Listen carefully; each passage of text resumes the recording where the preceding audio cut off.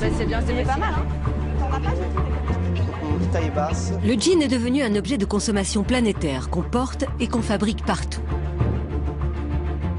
En France, on en vend chaque année près de 90 millions. Un succès commercial énorme qui ne doit pas faire oublier que sa production, répartie sur 4 continents, a un impact direct sur l'environnement.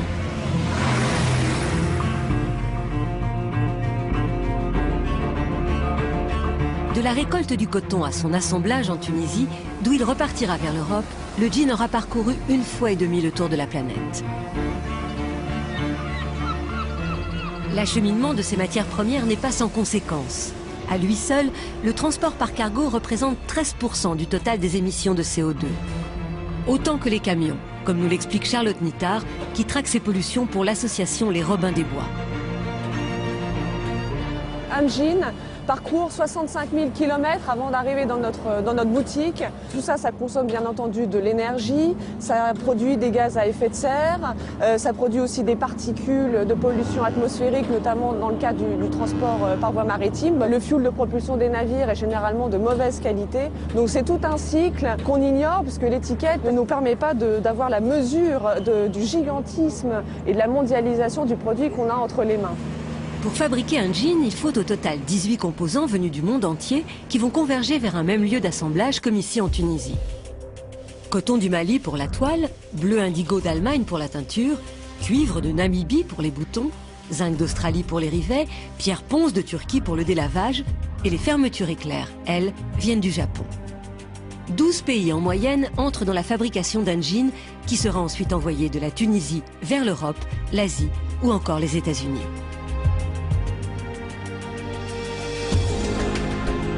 Si la moitié des dégâts écologiques d'un jean est liée au transport, l'autre moitié est causée par la culture de sa matière première, le coton. Conséquence, pollution et épuisement des sols. En Amérique du Nord, en Chine ou en Inde, les 3 plus gros producteurs mondiaux, la culture du coton est devenue intensive. La production mondiale a été multipliée par 4 en 20 ans. Aucune activité agricole ne consomme autant de produits chimiques que le coton. Elle utilise 1/4 des pesticides produits dans le monde chaque année et provoque souvent des maladies chez les agriculteurs qui les utilisent à haute dose et sans protection. En Europe, ces pesticides sont interdits depuis des années, mais en Inde, ce marché est en pleine expansion.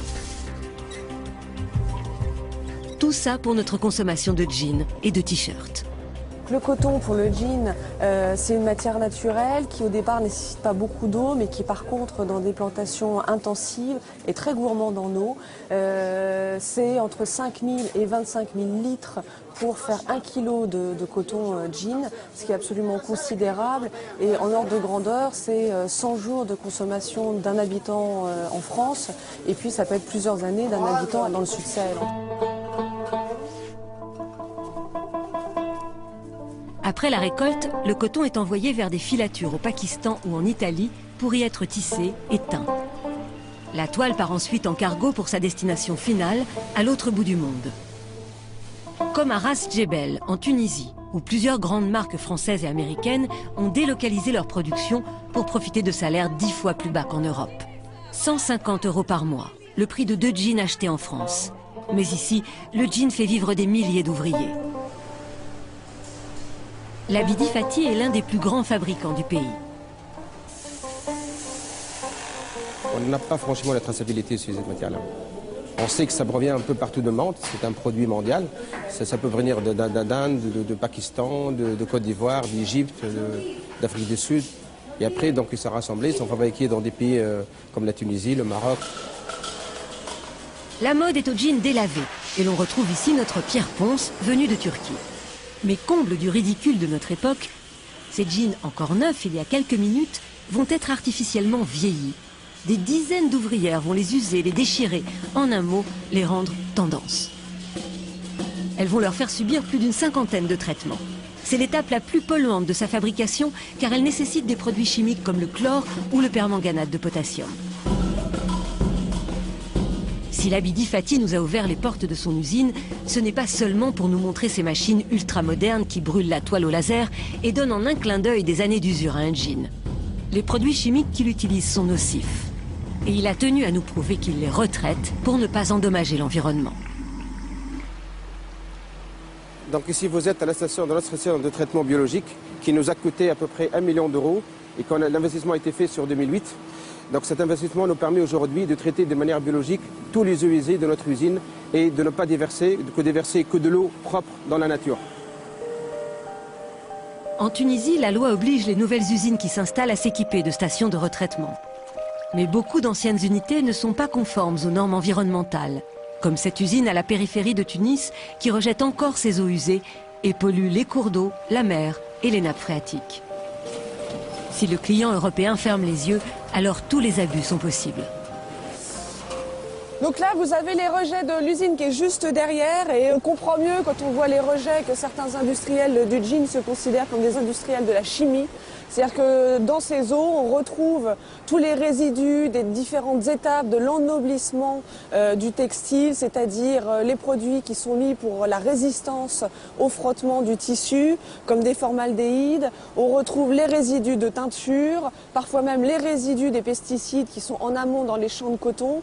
Et tout ça, si c'est pas traité, contamine la rivière, provoque des asphyxies, des mortalités massives de poissons, puis une perturbation totale de l'écosystème, comme on peut s'en rendre compte. La plupart des usines en Tunisie ont fait des gros efforts au cours des dernières années. Par contre, en Asie, c'est pas du tout le cas. Et ce qu'on voit ici est la règle dans le milieu asiatique et notamment en Inde. Pollution, problèmes de santé pour ceux qui travaillent dans un grand nombre d'usines et dans les champs de coton. Le voyage du gin se dessine de pays en pays à travers des coûts de production toujours plus bas, au détriment des hommes et de la planète. Alors comment faire pour en alléger son empreinte écologique? Quelle est la solution pour ne pas porter un gin qui aura nécessité 1 litre de pesticides et consommé 25 litres de pétrole? Il y a quelques questions à se poser, savoir où est-ce que c'est fabriqué, favoriser la proximité, favoriser les labels ou en tout cas essayer à partir des pays de production de favoriser des bonnes conditions sociales de production, éventuellement du coton biologique, c'est l'idéal bien entendu. Et puis si on veut absolument avoir un jean usé, il y a quelque chose qui est absolument fantastique, qui est économique et qui est écologique, ça s'appelle la fripe. Et dans les friperies, il y a des tas de jeans qui sont usés, qui sont parfois super et qui seront en plus de ça beaucoup moins chers que ceux qui sont usés volontairement et artificiellement.